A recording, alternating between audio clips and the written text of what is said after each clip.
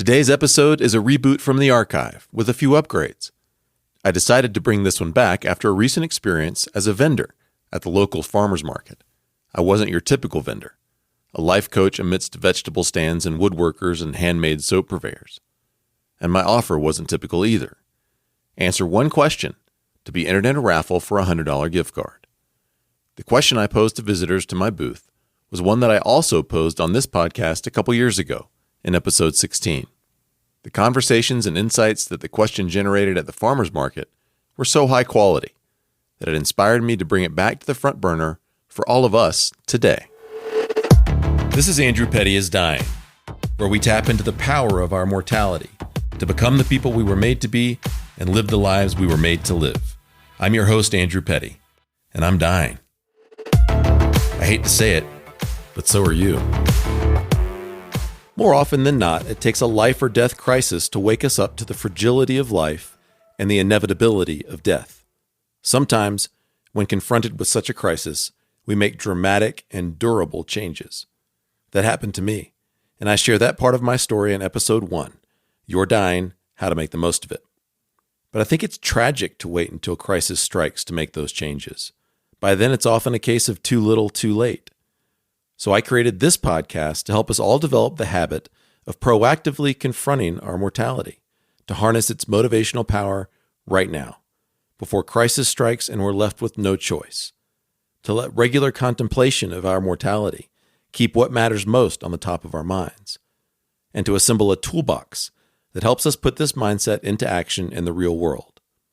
Then we can make more mindful choices in the moment about how we spend our time, with whom, and doing what, and we get the kick in the butt that we usually need to bring our best gifts into the world today rather than the ever-elusive tomorrow. All of the guests on this podcast have had shocking encounters with mortality, and each of them attests to the fact that it's still hard for them to remember what matters most and keep the main thing the main thing. If it's hard for them, then it's going to be way harder for any of us who haven't yet had such encounters. But with practice, we can approximate the effect of a real encounter with mortality by consistently and proactively confronting our mortality. For me and for you listening today, this podcast is part of that consistent practice. Hopefully you've tuned in to some or even all of the episodes so far. Hopefully you're catching on to the power of this rare conversation and taking first steps towards some real-world changes in your life as a result. But there can be a big gap between buying into a concept and knowing how to act on it here and now. So all of the solo episodes I've produced so far provide you with tools for bridging the gap between concept and application. Tools to help you become the person you were made to be and live the life you were made to live. Today's episode equips you with another tool for your toolbox, and it might be the most useful one yet.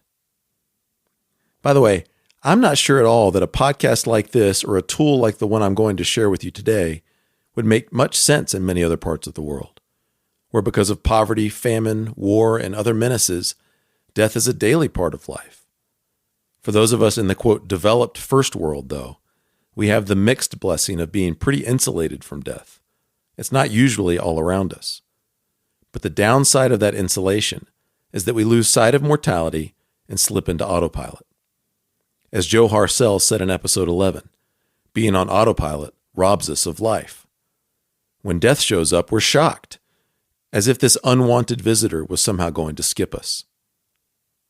And those of us in the developed first world face another problem that many others in the world don't. Where others have a scarcity of opportunity, we often have a glut of opportunity. In the face of so many options, we often take the path of least resistance and settle into lives that fall well short of our unique purpose in the world. When we do that, we're robbed of the incomparable satisfaction of doing what we were made to do, and the rest of the world is deprived of your greatest gifts. Let's not be counted among those who are surprised when mortality shows up. Let's be counted among those who greet it with, "Hi, I've been expecting you," and can honestly say that we did everything we could to leave it all out on the field of life before death arrived. Now, without further ado, on to the main point of this episode, the question that changes everything. Many of us are familiar with a question like, what would you do if you found out you only had 6 months to live? Our responses usually include get our affairs in order, spend quality time with those closest to us, check off some bucket list items, enjoy more sunsets, etc. It's a fast-paced farewell tour before we ride off into the eternal sunset. But I think an even more interesting and useful question, and the tool I want to give you today, is this. If you knew you were going to die exactly 5 years from now, what would you do differently today? With 5 years to live, we've still got bills to pay, a roof to keep over our head, food to put on the table. We can't just have an extended farewell tour. We can't just prepare to die because there's still a fair amount of living to do. This 5-year time frame clarifies priorities, prompts us to take risks that we've been reluctant to take, and reveals ways in which we've been frittering away our lives unprofitably. With 5 years to go, we have some runway we can use to write an exceptional end to our earthly story. Alternatively, of course, we could circle the wagons and hunker down, fearfully waiting for the inevitable. But what a tragedy. For most of us, though, I think that the 5-year death sentence would light a white-hot fire under us to get after it. What would you do differently now if you knew you would die exactly 5 years from today? Would you spend more time with your spouse and kids? Would you leave the job you hate and find the one you want? Would you finally prioritize your health? Would you reconnect with that best friend you've lost touch with? Whatever your answer is, why not do it now? Stop and let that sink in. What is keeping you from doing those things now? We usually act as if tomorrow is assured, and it is not. You may have 25 years, 5 years, or only 1 day left. Whether we will die isn't in question. It's simply a matter of when and how. Here's the question again. If you knew you were going to die exactly 5 years from now, what would you do differently today? This question will change everything if you let it. If you have the guts to begin asking yourself this question and acting on your answers, you'll be in for an exhilarating ride. And you'll invite some other tough customers into your life in a new way, like fear, doubt, and new kinds of discomfort. As I said at the beginning, this simple question can revolutionize your life, and it's far from easy to follow through on your answers. A few other episodes of Andrew Petty is Dying provide tools for mastering fear, doubt, and discomfort.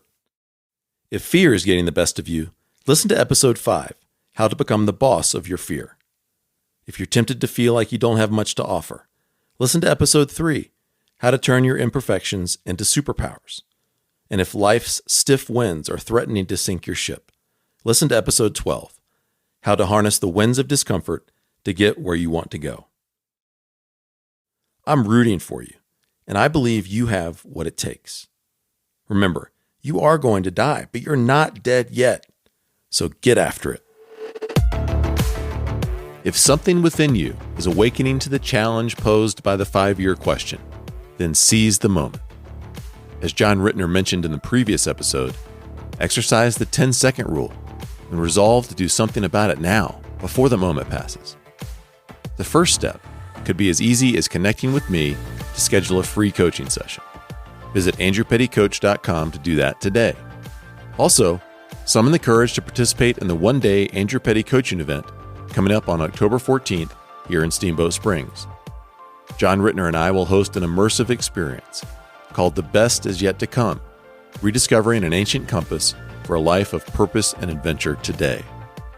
You will emerge from that experience equipped to deploy the hero's journey framework that John and I discussed in episode 86 to slay the dragons of fear, boredom, stuckness, and lack of purpose by accepting the call to adventure and becoming the hero in your own story.